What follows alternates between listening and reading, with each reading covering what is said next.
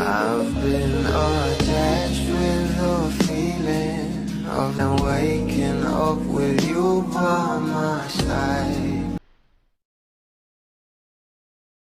Ngayong araw nga guys ay trending nga talaga itong ating Donnie Pangilinan na kung saan ay live na live nga itong nag-contract signing at forever kapamilya talaga ito. Talaga namang itong kanyang Belinda ay nagmensahe pa nga para sa kanya at sobrang proud nga itong Belle sa kanyang nato. Ito na nga guys sa pag-uusapan natin na kung saan ito nga si Kuya Robby Domingo ang host nga na nasabing contract signing ng ABS-CBN at talaga namang hindi nga nakaligtas itong ating Donnie Pangilinan na live nga niyang may sinabi patungkol sa kanila ng ating Belle. Narito nga guys sa nasabing video, sabay-sabay nating panoorin.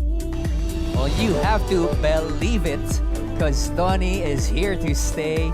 Donnie, may message ka ba para sa lahat? I know your heart is just filled with gratitude right now. Din, syempre sa pamilya ko and syempre kay Belle. Kasi malaking part din siya sa journey ko. And At sa puso. and I'm just very happy na we get to do more things together.